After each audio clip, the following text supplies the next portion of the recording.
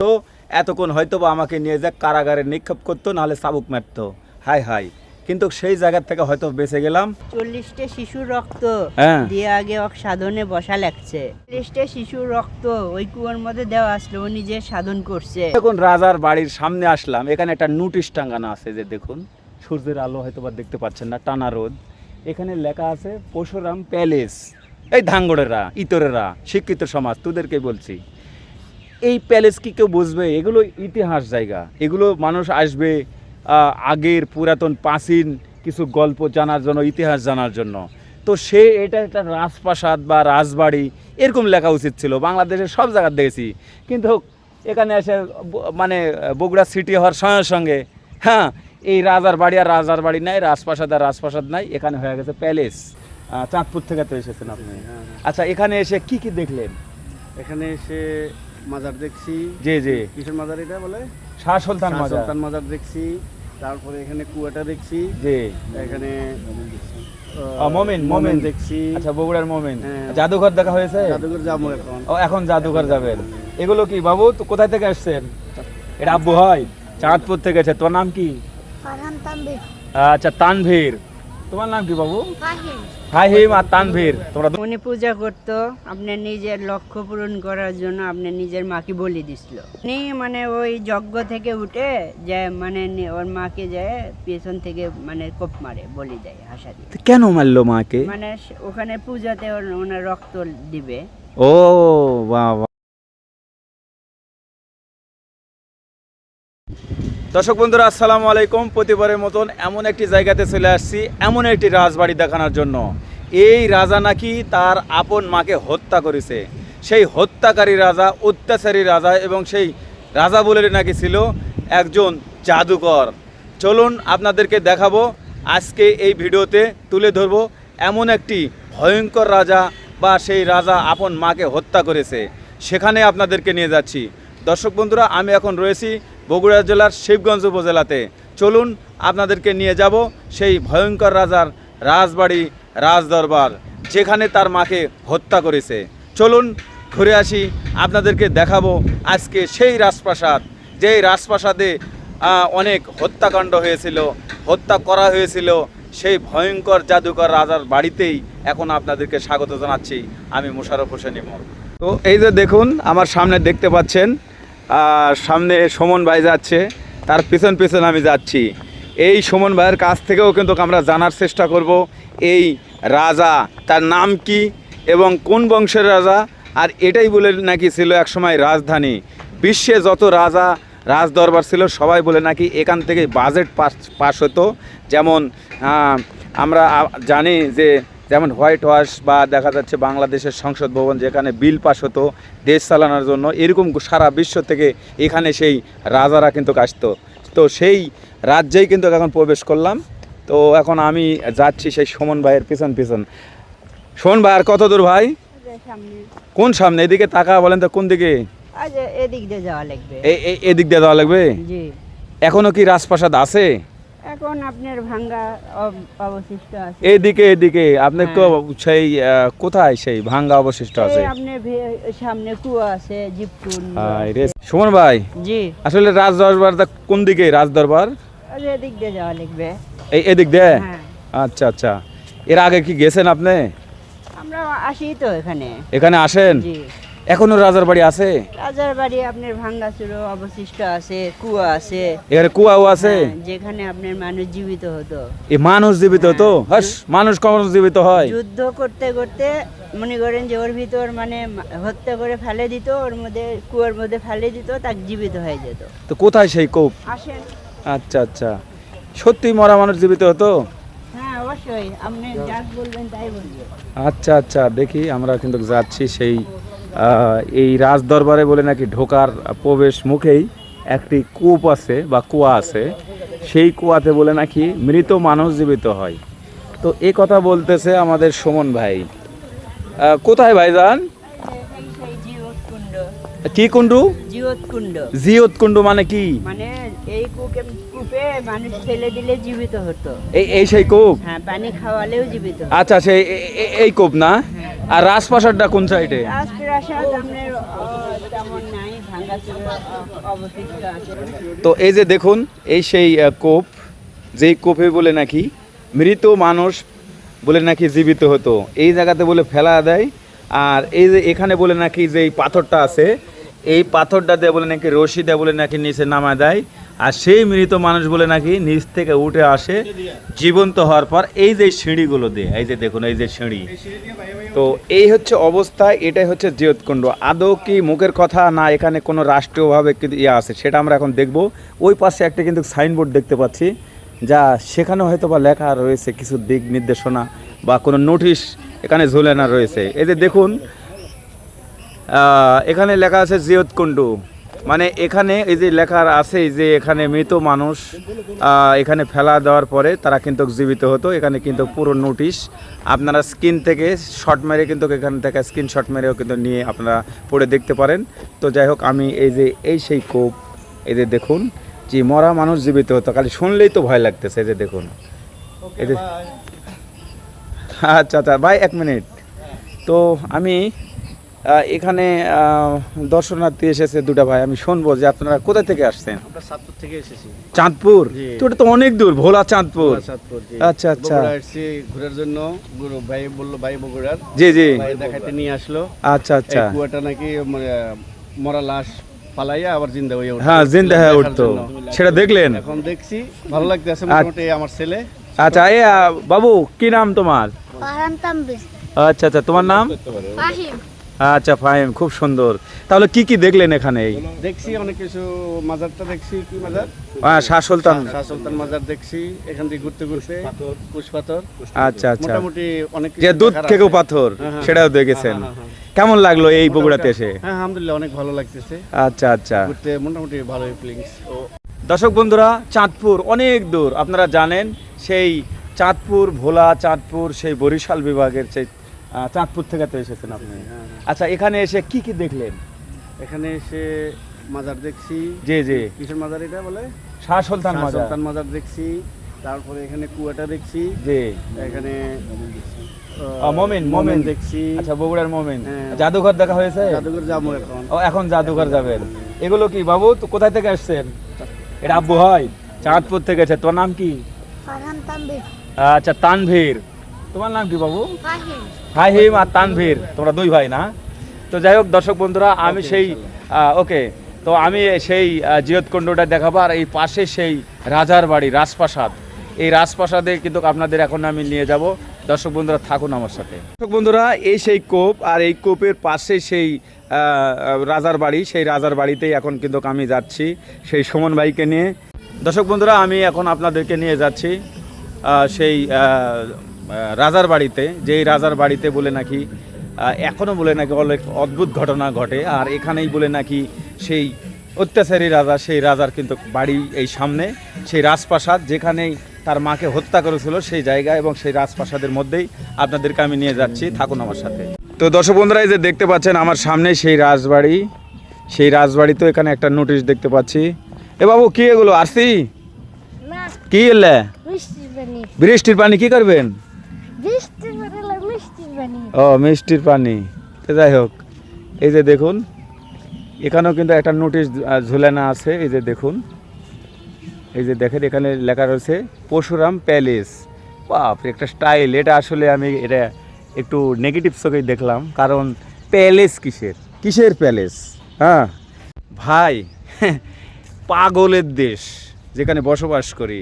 কারণ এই যখন রাজার বাড়ির সামনে আসলাম, এখানে একটা নোটিশ টাঙানো আছে। যে দেখুন, সূর্যের আলো হয়তো বা দেখতে পাচ্ছেন না, টানা রোদ। এখানে লেখা আছে পরশুরাম প্যালেস। এই ধাঙ্গড়েরা, ইতরেরা, শিক্ষিত সমাজ, তোদেরকে বলছি, এই প্যালেস কি কেউ বুঝবে? এগুলো ইতিহাস জায়গা, এগুলো মানুষ আসবে আগের পুরাতন প্রাচীন কিছু গল্প জানার জন্য, ইতিহাস জানার জন্য। তো সে এটা একটা রাজপ্রাসাদ বা রাজবাড়ি এরকম লেখা উচিত ছিল। বাংলাদেশের সব জায়গায় দেখেছি, কিন্তু এখানে এসে মানে বগুড়া সিটি হওয়ার সঙ্গে সঙ্গে হ্যাঁ, এই রাজার বাড়ি আর রাজার বাড়ি নাই, রাজপ্রাসাদ আর রাজপ্রাসাদ নাই, এখানে হয়ে গেছে প্যালেস। হ্যাঁ, এটা আমি নিন্দা জানাচ্ছি। কারণ ভাই, আমি শিক্ষিত, আমি বুঝবো, আপনি বুঝবেন, আর একজন বুঝবে না। কিসের প্যালেস? হ্যাঁ, কিসের প্যালেস? মানে কি বলবো, আমরা আস্তে আস্তে ইতিহাসগুলোই ভুলে যাচ্ছি। তো আসলে এই লেখাটা দেখে আমি মানে আমাকে খুবই খারাপ লেগেছে। যাই লেখুক, যার নির্দেশে লেখুক, হ্যাঁ, এটা উচিত হয়নি আমি মনে করি। এর একটা প্রাচীন রাজপ্রাসাদ, এখানে আবার স্টাইল করে এখানে প্যালেস রাখা রয়েছে ভাই।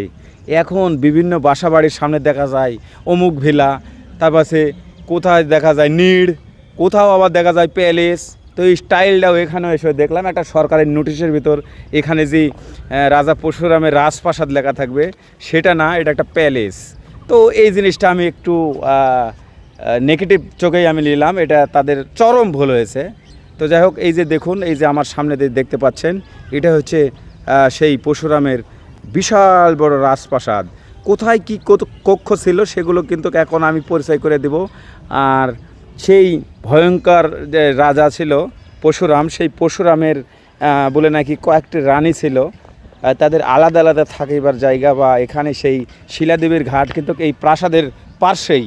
যেই শিলাদেবীর ঘাট কিন্তু আমরা বিশেষ করে এখন যে ইউটিউব ফেসবুকে যেগুলো দেখি, এটা কিন্তু শিলাদেবীর ঘাট নয়, ঘাট হচ্ছে ঠিক এই রাজপ্রাসাদের এই সাথেই, হ্যাঁ, এই রাজপ্রাসাদের পাঁচিলের পাশেই সেই শিলাদেবীর ঘাট। আর সেটা করতোয়া নদী ছিল এক সময়, এই রাজপ্রাসাদের পাশ দিয়ে বয়ে গেছে। আর এখন যুগের কালের পরিবর্তনে সেই নদী ভাঙতে ভাঙতে সেই করতোয়া নদী অনেক দূর পূর্ব দিকে চলে গেছে। তো যাই হোক, আমি আপনাদেরকে দেখাবো সেই রাজপ্রাসাদটি ঘুরে ঘুরে। তো এই সেই রাজপ্রাসাদে কিন্তু আমি চলে আসছি। এই যে দেখুন,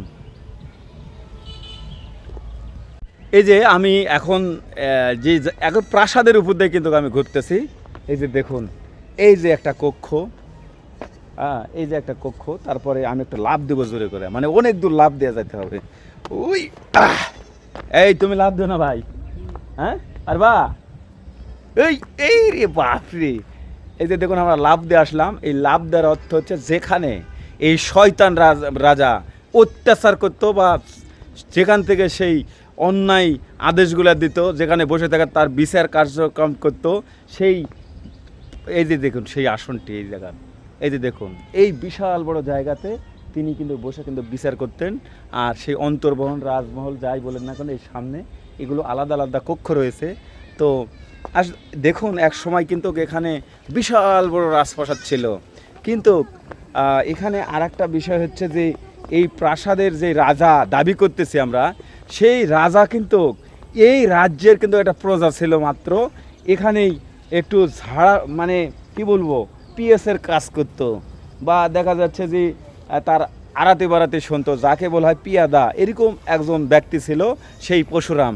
কিন্তু এই রাজ্যটা ছিল আদৌ যে রাজার নাম সেটা হচ্ছে রাজা নল নীল। কিন্তু চক্রান্ত করে জাদুবিদ্যা দিয়ে তাকে বিতাড়িত করে সেই দুই ভাইয়ের কাছ থেকে এই রাজ্যটা কেড়ে নেয় এই শয়তান জাদুকর রাজা পরশুরাম। তার মাকেও কিন্তু হত্যা করছে। দেখুন এই জায়গাতে, আচ্ছা এই জায়গাতেই তো বিচার করতেন নাকি? হ্যাঁ। এই যে দেখুন বিশাল বড় একটা জায়গা, এই যে দেখুন এই জায়গাতেই, এই যে আমি দেখাচ্ছি, এই যে দেখুন। আদৌ ভিডিও ভালো যদি না লাগলেও কিন্তু এটা একটা ইতিহাস। এই যে দেখুন এখানে একটি কক্ষ, এই যে এই পাশে একটি কক্ষ, এই যে এই পাশে একটি কক্ষ, এই যে দেখুন। তো যাই হোক, এটা পুরো একটা যে রাজপ্রাসাদ এখানে ছিল। আর বড় কথা যে আমরা বগুড়ার সবচেয়ে বড় যে রাজা পরশুরাম বলি, সে তো রাজা ছিল না, হ্যাঁ, সে রাজা ছিল না, সে ছিল একজন প্রজা, সে একজন পিয়াদা। এই রাজ্যের যে রাজা, তার নাম ছিল রাজা নল নীল। তার কাছ থেকে জোর করে জবরদস্তি করে তারা ভাই বোন কিন্তু চক্রান্ত করে জাদুবিদ্যা দিয়ে কিন্তু কেড়ে নিয়েছিল সেই পরশুরাম। তো এখন কোথায় দাঁড়িয়ে আছেন আপনি? পরশুরামের রাজপ্রাসাদ। একদম পরশুরামের রাজপ্রাসাদ। জি। ভয় লাগতেছে না আপনার? না, ভয় নাই। এখানে যে রাজা এক সময় ছিল, বিচার করতো, আপনি হলো যে এখানে অনেক মানে নর্তকী দিয়ে গান বাজনা করতো, আবার শাসন বিচার করতো এই জায়গাতে? হ্যাঁ, এখানে। ওরে বাবা, আচ্ছা এই জায়গাতে যদি রাজা থাকতো তাহলে আমি ভিডিও করতে পারতাম না? আপনি এখানে দাঁড়া থাকতে পারতেন? অবশ্যই, যেহেতু উনি অত্যাচারী ছিল, উনি কখনোই চাইতো না যে মুসলমান টিকুক বা মুসলমান থাকুক। আচ্ছা এখানে যে আমি আসছি, আমারও মনে ধরে নিয়ে চাবুক মারতো না? অবশ্যই, যদি জানতো যে মুসলমান, অবশ্যই। আচ্ছা এই রাজ্য বলে নাকি ছিল এই আমরা যে রাজা পরশুরাম বলতেছি, এ পরে রাজা হচ্ছে এটা জোর করে, কিন্তু এ বলে নাকি রাজ্য কেড়ে নিয়েছিল। আর এর আগে যে রাজার নাম ছিল সেই রাজার নাম কি আপনি জানেন? নীলনল। নীল নল, জি। এই যে এটাই বাস্তব দর্শক বন্ধুরা। এই যে সুমন ভাইয়ের মুখ থেকে শুনলাম, এটাই বাস্তব যে এই প্রাসাদে যে আমরা দাঁড়িয়ে রয়েছি, ঠিক এই এই প্রাসাদের সাধারণ একজন কর্মচারী ছিল, পেয়াদা। পেয়াদা ছিল এই সেই পরশুরাম এবং শিলাদেবী তারা। কিন্তু ওরা বলে নাকি জাদুবিদ্যা করে কাড়া নিছে নাকি। তাই তো শোনা যায়। আর তাহলে ওই কি রাজা ছিল এর আগে, যে রাজা ছিল নাম নীল নল। নীল নল। তো দর্শক বন্ধুরা, এই যে দেখুন, এই যে সুমন ভাই দাঁড়িয়ে আছে, তো সেও বললো এই রাজ্য ছিল কিন্তু রাজা নীল নলের। তার কাছ থেকে চক্রান্ত করে কিন্তু তারা কিন্তু দখল করার পরে এই রাজ্য থেকে বিতাড়িত করার পর এগুলো কিন্তু এই জোর করে এই এই এই স্টেটের রাজা হয় সেই পরশুরাম। এই পরশুরাম কিন্তু তার বলে নাকি মাকে হত্যা করেছে। হ্যাঁ, উনি পূজা করতো আপনার নিজের লক্ষ্য পূরণ করার জন্য, আপনার নিজের মাকে বলি দিছিল। মানে বুঝলাম না, কার পূজা কে দিচ্ছিল? মানে উনি পূজা করতো, পূজা করতো, সাধন করতো এই পরশুরাম। হ্যাঁ, পরশুরাম যেহেতু জাদুকর ছিল। তো উনি মানে ওই যজ্ঞ থেকে উঠে যে মানে ওর মাকে যায় পেছন থেকে মানে কোপ মারে, বলি দেয় হাসা দিয়ে। কেন মারলো মাকে? মানে ওখানে পূজাতে ওনার রক্ত দিবে। ও বাহ বাহ, মানে ওই বড় বিশ্বের ভিতর বড় জাদুকর হওয়ার জন্য জি, খারাপ কাজে জি। ওই মানে চিন্তা ফিকির করতেছিল বা ধ্যান করতেছিল। সেখান থেকে ওটা দেখলেন যে এই মুহূর্তে রক্ত দরকার, জি। যেটা আমরা আলিফ লাইলাতে দেখছি, হ্যাঁ। শয়তানেরা জাদুবিদ্যা শেখার জন্য, বড় হওয়ার জন্য রক্ত দেয়। জি, তো তার মার রক্ত ওখানে দিয়েছে। ও ভণ্ড যে, তাহলে তো খারাপ রাজা ছিল, হুম। অত্যাচারী, নিষ্ঠুর। নিষ্ঠুর রাজা। জি। আচ্ছা আচ্ছা।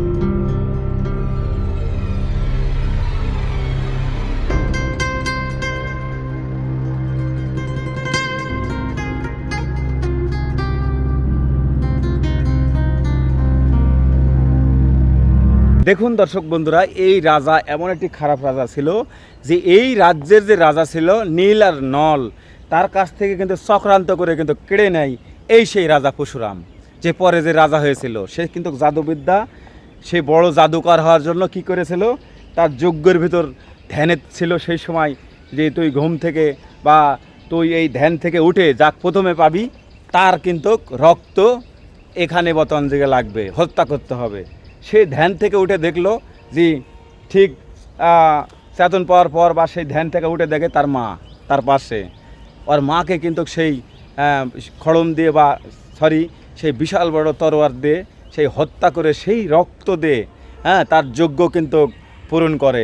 তাহলে দেখুন, তার মাকেও কিন্তু হত্যা করেছে। কেউ বলে যে কুড়াল দিয়ে একদম ছিঁড়ে ফেলে, আর কেউ বলে কাল্লা আলাদা করে দেয়। তো যাই হোক, আমরা ইতিহাস থেকে দুইভাবেই জেনেছি, তার পরশুরাম তার আপন মাকে হত্যা করেছিল তার যজ্ঞ সিদ্ধি করার জন্য, সে জাদুকর হওয়ার জন্য। এই সেই পরশুরামের রাজ্যে, এই পরশুরামের আগে কিন্তু তার কিন্তু একটা নাম ছিল, সুন্দর একটি নাম ছিল, রাজা নরসিংহ। তো এই রাজা নরসিংহই ছিল সেই এই পেয়াদা বা এই রাজ্যের নলনীল রাজার যেই মানে তার পেয়াদা ছিল, তার পিএস ছিল। কিন্তু অনেক দিন ধরে তারা ভাই বোন তারা চক্রান্ত করে দেখলো যে এই রাজ্য কেড়ে নেবে। সেই তার নাম ছিল নরসিংহ। আর এই নরসিংহ থেকে আস্তে আস্তে আস্তে আস্তে এই রাজ্য যখন দখল করে রাজা হয়, রাজ সিংহাসনে বসে, তার আপন সন্তানকে হত্যা করেছিলেন নিজের আপন মাকে হত্যা করার কারণে। এবং এর পাশে আল্লাহর ওলি মীর বুরহানুদ্দিন আউলিয়া, তার কিন্তু একমাত্র শিশু সন্তানকে হত্যা করার কারণে, এই দুই হত্যা করার কারণেই কিন্তু তাকে উপাধি দেওয়া হয় পরশুরাম। সেই নরসিংহ থেকে পরশুরামে কিন্তু রূপান্তরিত হয়েছিল সেই পরশুরাম। তো যাই হোক, আমি কিন্তু তার প্রাসাদের মধ্যে দাঁড়িয়ে আছি। হয়তো বা তারা এখন থাকলে আমাকে ধরে নিয়ে হয়তো চাবুক মারতো বা কারাগারে নিক্ষেপ করতো তো নাকি। তো যাই হোক, আমি কিন্তু ঠিক পরশুরাম রাজার রাজপ্রাসাদের মধ্যেই এখন দাঁড়িয়ে আছি। এই সেই রাজপ্রাসাদ।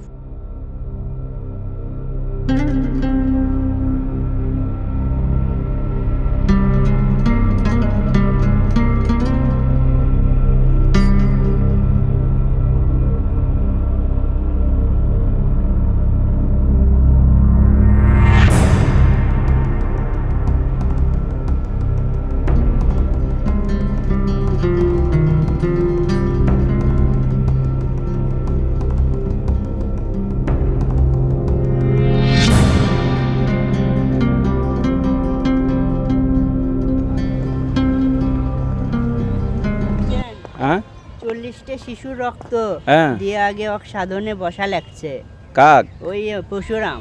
এই জায়গায়? জি, ওরে বাবা রে, সাধন করতো, কঠিন সাধন। 40টা শিশু। শিশু শিশু একটু বলো দিন এই ব্যাপারটা, ঘটনাটা কি? 40টা শিশুর কি হয়েছে? উনি সাধন করতো, হ্যাঁ কঠিন সাধন, যে উনি যার সাধন করতো হ্যাঁ তাই বলছে হ্যাঁ। তুই একটা কুয়োখোর, মানে মুখ খুললে বলবি যে ই আবার কি কয়, হ্যাঁ কিন্তু উচিত কথার ভাত নাই। হ্যাঁ তে উনি কঠিন সাধন করতো, তে উনি যার মানে আপনি সাধন করতো তাই বলছে তুই একটা কি কর, একটা কুয়োখোর। ওই কুয়োর মধ্যে পানি অটোমেটিক আসবি, এই কুয়োর মানে মানুষ মরবি, ওই পানি খাবি, জীবিত হবি। এই সেই জেতকুণ্ড। হ্যাঁ, এই সেই জিয়তকুণ্ড। ওরে বাবা, আর কয়জন শিশুর হত্যা করেছিল না? 40টা শিশুর রক্ত ওই কুয়োর মধ্যে দেওয়া আসলো, উনি যে সাধন করছে তার জন্য মানুষ জীবিত হয়।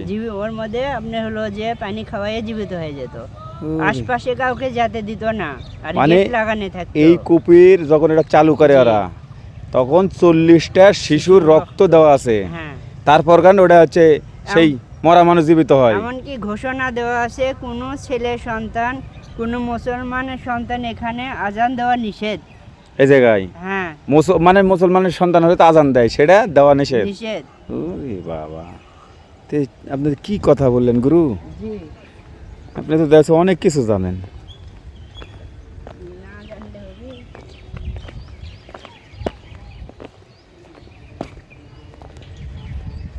তো বন্ধুরা, আমি একদম প্রাসাদের মধ্যেই রয়েছি, আর হয়তোবা এই রাজা পরশুরাম যদি থাকতো এতক্ষণ হয়তোবা আমাকে নিয়ে যা কারাগারে নিক্ষেপ করতো, নাহলে চাবুক মারতো। হাই হাই, কিন্তু সেই জায়গার থেকে হয়তো বেঁচে গেলাম। তো ভিডিও করলাম, ভিডিওটি কেমন লেগেছে জানি না, তবে যদি এই ভিডিওটি ভালো লাগে অবশ্যই আপনারা লাইক কমেন্ট করে শেয়ার করে দিবেন। তবে আপনারা এর আগে শুনেছেন খালি রাজা পরশুরাম পরশুরাম পরশুরামের রাজ্য, কিন্তু সে কখনোই রাজা ছিল না। সে জোর করে সেই রাজ্য কেড়ে নিয়েছিল নলনীল রাজার কাছ থেকে, আর তার ইতিপূর্বে নাম ছিল নরসিংহ। আর নিজের মাকে হত্যা করার কারণে সে হয়েছিল কি? সে হয়েছিল পরশুরাম। নরসিংহ থেকে পরশুরাম, সেই ভয়ঙ্কর রাজবাড়ি, জাদুবিদ্যার যে নগর, সেই পুণ্ডনগর থেকে আমি বিদায় নিচ্ছি। তবে একটি কথা বলে যাই, আপনারা আসবেন, দেখবেন, শুনবেন, এবং এই জায়গাতে আসলে অনেক কিছু দেখার রয়েছে। তো যাই হোক, সবাই ভালো থাকবেন, সুস্থ থাকবেন। এরপরে নতুন কোনো পর্বে দেখা হবে। আল্লাহ হাফেজ।